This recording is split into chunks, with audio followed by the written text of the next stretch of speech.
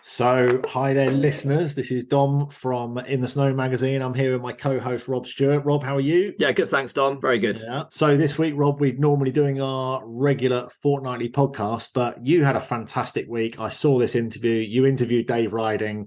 What a fantastic opportunity. So we thought we'd release that as today's podcast.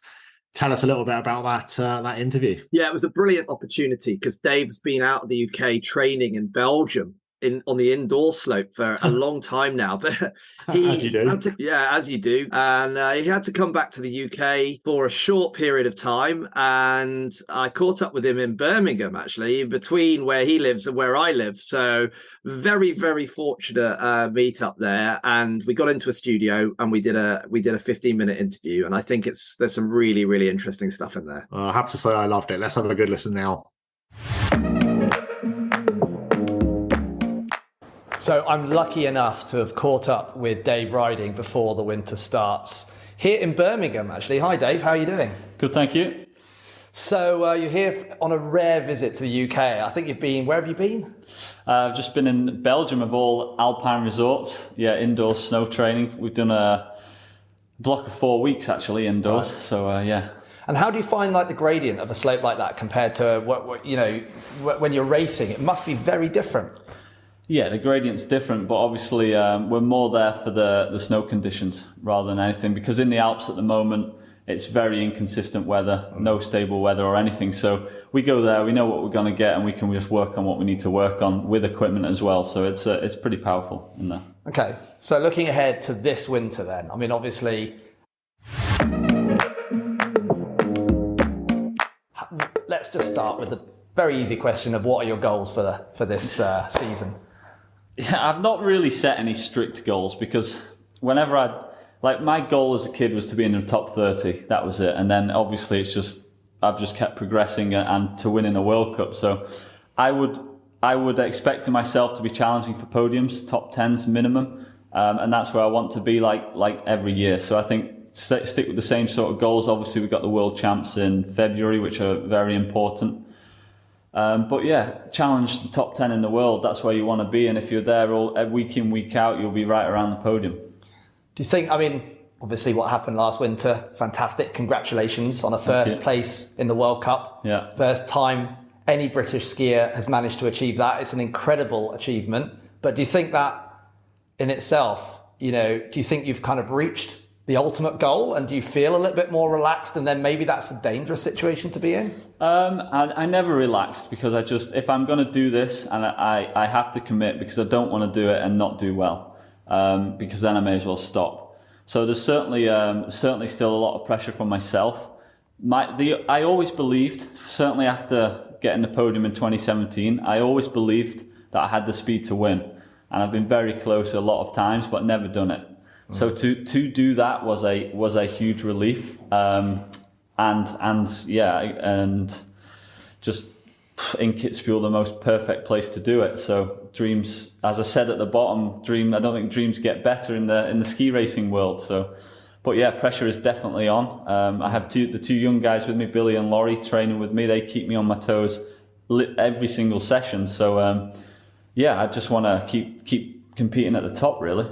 I remember watching on TV live, and I watched the first run, and I can't remember where you were after the first run, but you were sixth. Yeah, you were in a decent position. Yeah. And I kind of thought, wow, and I was going to go out and play tennis, I think, for the second round. I was like, no, I'm going to stay. I'm going to stay and watch it. And then things started to happen, and there were the commentators at the time, I think it was Nick Fellows, was saying, I think there could be a victory here. And I'm sitting there going, wow, that's war. You're not quite there yet. You're not quite there yet. And of course it happened. And then the scenes afterwards with the likes of, Henrik Kristoffersen there and Lucas Brathens, who was second, right?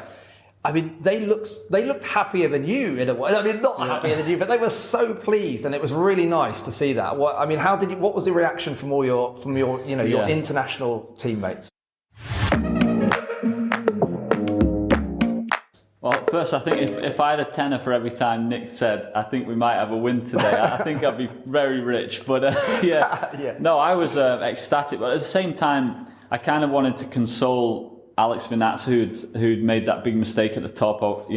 Condolences to him before I celebrated, because I remember in 2018 season when I was winning in Levy and had a big lead halfway down and crashed. Felix was very respectful to myself, and I'll always remember that. So I wanted to show my respect to Alex first, because he was in a position to win.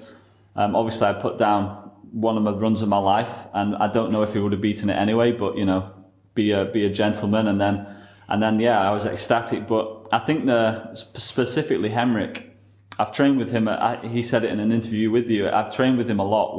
He's also around where I'm normally training, and so we always have a good laugh when we're training, and you get to know these guys. And Lucas is, I don't know, 14 years younger than me. I don't know him as well, but I think they understand my story and where I've come from, and respect the graft, because, well, I'm the oldest ever winner of a slalom as well now, from any nationality. So I think that says a lot, and I think that says a lot about my dedication, hard work, and will to keep on going no matter what until the bitter end. And I think they respect that. So I don't just want to be like the first Brit, because Britain now can be at the top of the world, but I'm also the oldest of any skier in slalom to do it at 35. So. I mean, that is an incredible achievement. So what are you looking ahead now to Milan Cortina? I mean, is that something that you've thought about? That sends shivers down my spine. Yeah. I remember even just after the race in an interview, someone said, "What's next? What's next for you? Yeah. Can you win Schladming?" Firstly, it's taken me 97 World Cups to win one. But it almost scared me, because I knew how much work I'd put into winning. That just to think about winning again was like, I just don't want to think about that, because it's so hard. And I think that was the worst thing for the Olympics. I think winning in Kitzbühel was actually a bad thing, because the emotion, the media stresses after it and everything like that was definitely a hindrance. I just wanted to stop the season there, reset, get my head around everything, and then go again, rather than have to race 3 days later in Schladming. It wasn't easy to do, and also for the Olympics, it was tough. Just emotionally, and emotional fatigue was massive. Yeah. But you had you had an up and down season after Kitzbühel. It wasn't all negative. I mean, you had some success as well. I had another podium, so it was very Garmisch, good. Right? Garmisch, so, second in Garmisch, and so that, I guess, cemented the fact that you can still, after all that, you can still go and podium or possibly even win again. I mean, I was close. It was Henrik that beat me in Garmisch, and that's the thing. My body still feels good. I think also because I didn't ski as much when I was young, so everything's still not worse for wear as such. So as long as I can keep the motivation and the training load high, then I think why can't I keep going at the top level? I mean, you mentioned Henrik a couple of times. I put it to him that he'd never looked happier losing a race as to when he lost to you, and he kind of thought about that for 2 seconds and went, you're right, which is fantastic. Have you ever felt as a British person on the circuit, or when you're in Austria or Switzerland or Italy or whatever alpine country, that you somehow, because you were British, that you're sort of not taken seriously? And do you think that's now changed, not just for you, but maybe for a lot of other people as well? As a nation, I think we certainly didn't used to be taken seriously. We were called an exotic nation or whatever. Well, it's not exotic here, but but now, I mean, I've been in the ranked top 15 for 6 years now, so they know that I'm always in and around certainly the top 10 or top 15. So they know to take me seriously. And I think they've also seen the next generation coming through, winning Europa Cups and making the same sort of steps that I was doing slightly earlier than me. And they will definitely be taking Great Britain seriously. I mean, your stats are incredibly impressive. I mean, over 100 World Cup starts, right? 5 Winter Olympic starts, I believe. Oh, because of the GS, yeah. Oh, because I've been to 4. 4 Olympics and 1, and so it's 5 starts. Yeah, 5 starts. Yeah. I mean, that's almost probably a record in itself, isn't it? No, I don't think. I think Graham Bell's been to 5. Shemi's been to 4. Yeah. And they do. I'm just a one-trick pony, Well, I think you're right. I think Graham holds a joint record for the amount of downhill Winter Olympic starts, actually. I'm not in the sport for those sort of records. No. I've never been in the sport even to be the best Brit ever. I've just been in the sport to do what I can to the best of my ability, and now, like, that's why now I'm proud to be able to say I'm the oldest winner of a World Cup slalom ever out of any nation. It's not just this British thing, and I hope that shows that Britain should think more big picture rather than just Britain. I think now we have to start branching out of who's the best in Britain or who's this, that and the other. It's now like, as a team, how are we on the world stage, and what nation are we behind in, say, the Nations Cup or things like that? Because I always find that when someone says, oh, it's Britain's number one, I never want to be referred to as Britain's number one. But not only because I think we're bigger than that now, it's also like I'm really close to my teammates, and I never want to feel like I obviously when I'm racing, I need to beat them or they need to beat me, but it's more of, right, we're going out here, boys, and we're going to go take this on together. Because we're always on the road together, we live together because we're away from home the whole time skiing. So we need that family spirit, and I think we look big picture as in how are Britain doing on the world stage rather than who's Britain's best.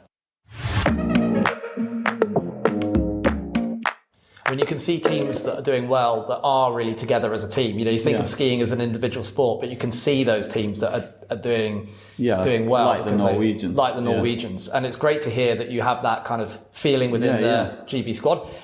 You talked about the big picture. I mean, and looking ahead. So how do you think that is happening? I mean, you know, do you think GB Snow Sports is looking at that big picture as well? And do you think they're doing the right things right now? The right things right now, I mean, you never know what the right things right now are. You see that in the future. But in terms of how we are functioning on the snow and stuff, I think we are doing the right things, and we do have a great bond. And I've really enjoyed having a team around because I've done so long on my own. It gets lonely out there. Now I've got two young boys who are wanting to kick my ass every single day if they can, and it keeps me motivated. And as long as I can go, I try and help them as much as I can, more by showing rather than saying, because I think they've got to learn their own path. Not everything I do will work for them, but if they can see my dedication and consistent effort, I think that's the biggest thing, and then they pick things that might work for them from what I'm doing. Okay. Yeah. I mean, there has obviously been some bad news on the funding side, and that GB Snow Sports didn't secure some of the funding that they were hoping to secure. Yeah, well, we were all hoping. You've got some sponsors, a team sponsor, which is Swiss Peak Resorts, and you've now got a personal sponsor of Snow Rental as well. I mean, clearly that's helping you, I would imagine. But are you getting support? Are you getting support from GB Snow Sports as well, financially? I mean, so far we've managed to keep the program going as they have been, but since UK sport funding was cut, which was rightly or wrongly, they take the Olympics as the Olympics, and it's very cutthroat. And should we or shouldn't we have sort of secured more corporate sponsors off the back of my World Cup win? Who knows? It's a tough climate, but I would have hoped we wouldn't have been in this situation. But we are, and I've always been the kind of guy that thinks, right, what can I do with what I've got rather than what I could do with what I don't have, because you can always look, what else could I have? Like, I've never really had a physio, the odd time and that sort of thing, but I've just looked after my body better because of not having one. So the mental stress has been the biggest thing of the last 3 months, and it has taken a toll on me. Physically, I'm in really good shape. I've hit my goals for the summer, which is great, but the mental side will take its toll in the winter somewhere. Hopefully I'm experienced enough to deal with it, but you only get a certain amount of energy, and you can't always just replenish energy. So it'll be interesting to see how that unfolds, and hopefully it's not confirmed yet. We will have what we need, and I mean, it's the end of October, so hopefully it's soon, but I'm hopeful, and I'll fight on anyway. I mean, 10 years ago, I just had a coach, and I was doing my own skis, helping set courses. I've done some hard stuff. I'll knuckle down, but also at the same time push to have things how I believe we should do with the success we've had. Yeah, there's obviously an opportunity then. I mean, lucky sponsors maybe at the moment, and there's an opportunity for people to look at what's happening with the GB team and come in. Yeah, I mean, I would say my personal sponsors, Gurgle, Fisher, now the others, Snow Rental, they've always been good to me, and they're still there. They've got my back. I just need the platform to perform. That's all I need. I've always said, just give me the platform, and that's all I can ask for. So, yeah, if any sponsors were thinking of coming on board, then I don't think British skiing's ever been in a better spot in terms of results. We've got 6 people scoring World Cup points, so it's pretty special at the moment, and hopefully we can grow again as a team and as a brand. So December, Val d'Isère, you looking forward to that? I never look forward to Val d'Isère. It's difficult. It's hard enough skiing down that slope at the best of times, let alone when you've got a load of poles and I'm looking a bunch forward of people to to race competing. against. I'm looking forward to competing again. Okay. But yeah, it's a case of it's incredibly difficult. So no, I'll go through my routines. I'll get in the mode on the day and the week building up. Still now I'm focused on the fundamentals of getting better, really, with equipment, with everything. So just do the things that I need to do now and worry about the race probably when I go to Sweden next, and that's where we start ramping it up. And then once I come back from there, it'll be right. It's race time. And favourite racetrack? Take Kitzbühel out of that equation. I've never said where do you want to win now? I mean, I mean, I've had a first and a second in Kitzbühel, so something in my mind says third would be cool. I should think I want to win again, but something in my mind saying, yeah, I get the set. But I've always loved Madonna. I've always liked racing there. I'm generally been good there. I straddled on the second run there last year after being in 4th on the first run, so I like it there. A night race, it's like a coliseum. It's awesome, and I like the slope. So there, I would love to win. I'd like to go and watch that. I mean, I'll take any. I'm not picky. I'm not getting picky. And celebration-wise, tell us how you celebrated Kitzbühel in the end. I know you had a race. Yeah, I mean, we're always a couple of days afterwards. Yeah, in Schladming, but the staff. Must have been a party somewhere. The staff certainly had a few. Well, we couldn't party because of COVID. So we had to. We had a nice meal. We toasted success, and the coaches had a couple of champagnes, and I had 1 or 2 myself, because if you don't celebrate the success, what are you doing it for? I've tried my whole life to do that. So I took it in, and but it wasn't a massive party, that's for sure. All right, Dave, it's been brilliant speaking to you. No good luck this season. We'll be watching out for you all the time, and good luck. Thanks a lot. Cheers.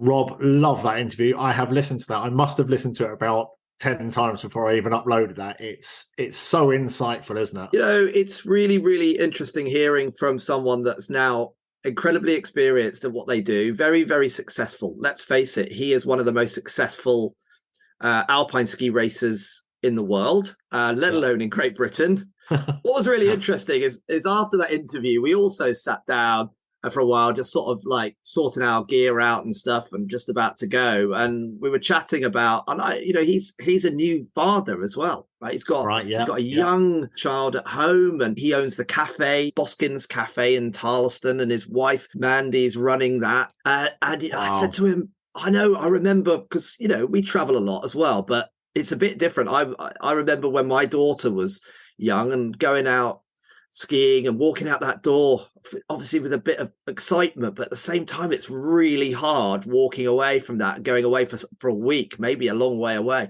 He's away for the whole season. I said, are you going home, Dave? No, I don't think so. I was like, how does that make you feel when you walk out the door? He said, it's really tough. Love the bit where he talked about what a family spirit that they all created as a team, and that close bond. No wonder he's looking to his teammates and creating that family bond with them while away. No wonder. I've seen those guys in action as a team. I remember a couple of years ago, I was in Crans-Montana when they were training there between the 2 World Cup races, and I spent a little bit of time with them. They are a strong team. They really are. It's fantastic, isn't it? Well, so when can we be looking out for when's his first race? That's the exciting part. Yeah, so quite a late start for the slalom guys this winter. Val d'Isère will be their first race of the season on Sunday, December the 11th. Of course, Eurosport will be covering those races live. So I'll be watching. I'll actually be in Switzerland that weekend, but I will be watching. I'm sure I will do my utmost to watch that. I might have to watch it on my phone, sitting on a chairlift. I've done that a few times. But yeah, there we go. Hard life, eh? Tough life, Rob. Well, fantastic interview. Thanks for meeting up today, and we'll be back with our regular episode next week. To all of our listeners, don't forget to subscribe so you get the latest episode downloaded. Rob, have a good week next week. Anything exciting that I need to look forward to? I think we're meeting up for dinner on Tuesday night, Dom. That's exciting, isn't it? Dinner on Tuesday night, and skiing with Shemi. I am skiing with Shemi Alcott on Tuesday morning before we have dinner, so I'll be ready for some après ski. I think skiing with Shemi at the Snow Centre at Hemel Hempstead with the Ski Club of Great Britain. I love it. Very good. Look forward to seeing you, and we'll speak again. Cheers, Dom. Au revoir.